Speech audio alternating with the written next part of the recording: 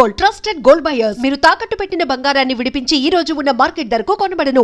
ఎంత భగవద్గీతలో మన పని మనం చేసేసి మనము రిజల్ట్ని ఆశించొద్దని ఎంత చెప్పినా యాజ్ ఎ హ్యూమన్ బీయింగ్ మనం ఎంత భగవద్గీత ఫాలో అయినా ఎంత మనం ఏది ఫాలో అయినా యాజ్ ఎ హ్యూమన్ బీయింగ్ మనం మనిషిగా ఎక్కడో ఒక దగ్గర మనం చేస్తున్న పనికి శబాష్ అదిరింద్రా నీ పని అని ఎవడో ఒకటి అనుకుంటే మనం ముందుకెళ్ళాం. కాన్ఫిడెన్స్ కావాలి మనం చేస్తున్న పని కరెక్టా రాంగా, మనం నమ్ముకున్న పని మనం అనుకున్న విధంగా వస్తుందా లేదా, రిజల్ట్స్ ఇస్తుందా ఇవ్వట్లేదా, ఎంత రిజల్ట్ ఎక్స్పెక్ట్ చేయొద్దని మనం అనుకున్నా end of the day result లేకుండా మనం ముందుకెళ్ళాం. కరెక్ట్. అంటే ఆ సాయి కుమార్ గారు మీతో షేర్ చేసుకున్న సందర్భాలు అయ్యో ఆయన అసలు అంటే మేము సక్సెస్ టూర్లో తిరుగుతున్నాం కదా, తిరుగుతుంటే ఆయన కాల్ ప్రతి కాల్ షేర్ చేసుకుంటున్నారు. ఇక్కడ బాగుందంట, అక్కడ బాగుందంట, ఇక్కడ ఫుల్స్, అక్కడ ఫుల్స్, వీళ్ళు రమ్మంటున్నారు, వాళ్ళు రమ్మంటున్నారు, మనం నెక్స్ట్ ఇది చేద్దాం. అసలు ఆ ఎనర్జీ అంటే సక్సెస్ ఇచ్చే ఎనర్జీ ఎంత పాజిటివ్గా ఉంటుందంటే ప్రతి ఒక్కరికి తగులుతుంది.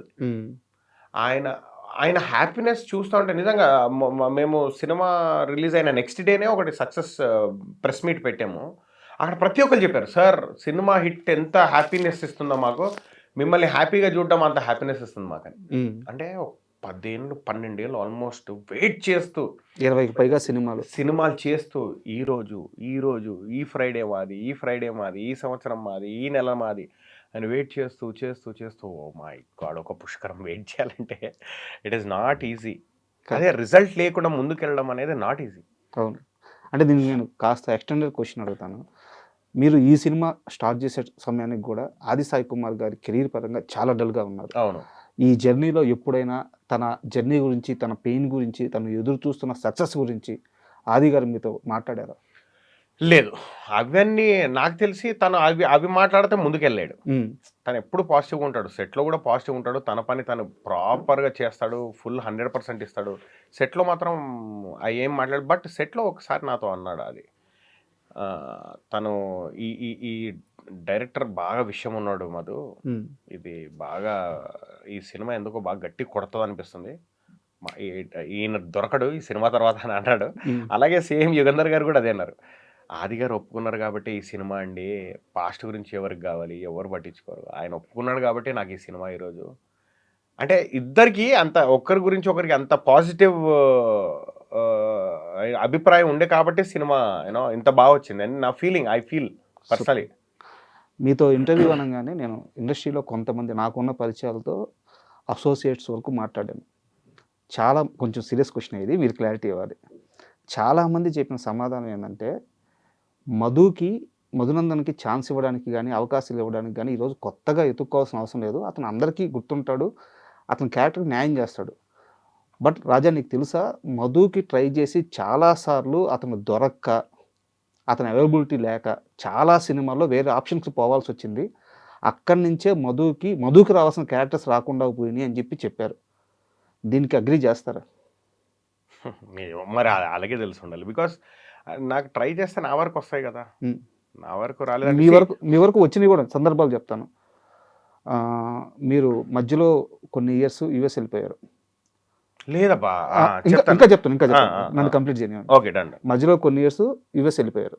తర్వాత నాకు తెలిసి నితిన్ గారి సినిమాలు అనుకుంటాను, చల్మోహన్ రంగా అండ్ ఇంకోటి లై, ఆ సినిమాలకి ఇంచుమించు 7 months యుఎస్లో ఉండిపోయారు. ఇవి అయిపోయి వచ్చిన తర్వాత మళ్ళీ మీ లైఫ్లో కొంత బ్యాడ్ ఫేజ్ నడిచింది, బిజినెస్ లాస్ల వల్ల వీటి వల్ల. ఇక్కడ అన్నిట్లో కూడా మిమ్మల్ని అప్రోచ్ అవ్వడానికి కూడా ఛాన్స్ లేకుండా పోయింది.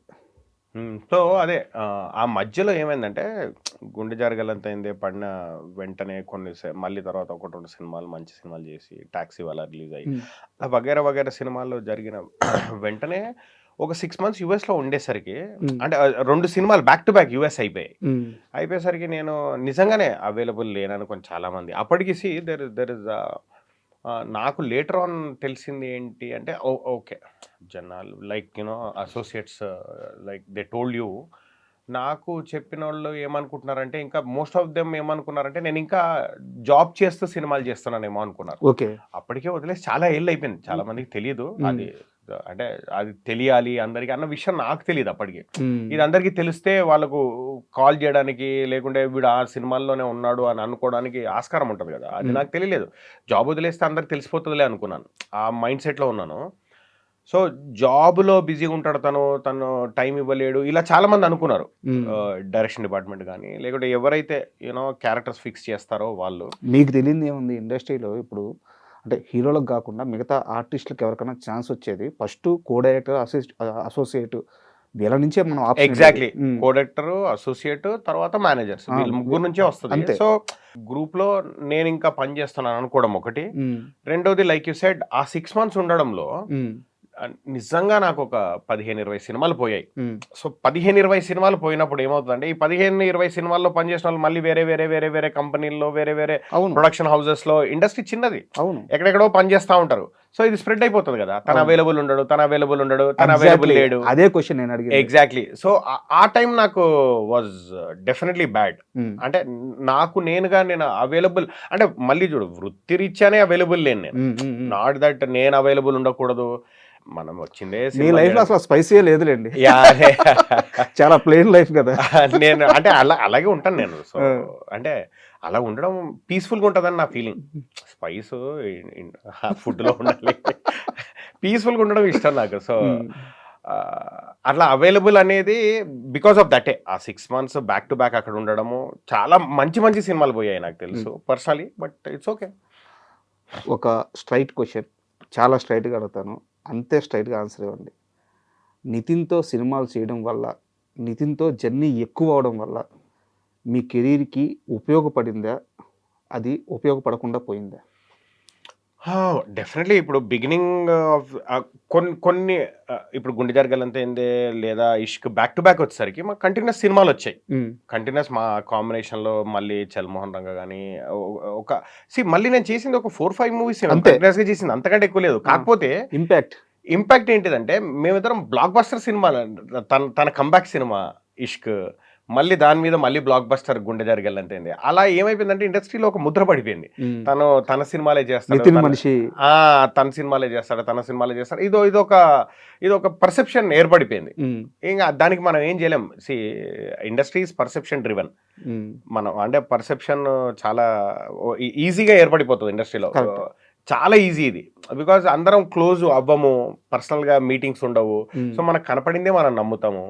సో స్క్రీన్ మీద మేము ఎక్కువ కనబడేసరికి వీళ్ళిద్దరు అలాగ కొంతమంది అయితే అప్పట్లో ఫోన్ చేసి మీరు ఆ సినిమా తప్పితే వేరే చేయమనుకున్నారండి అని కూడా అన్నోళ్ళు ఉన్నారు.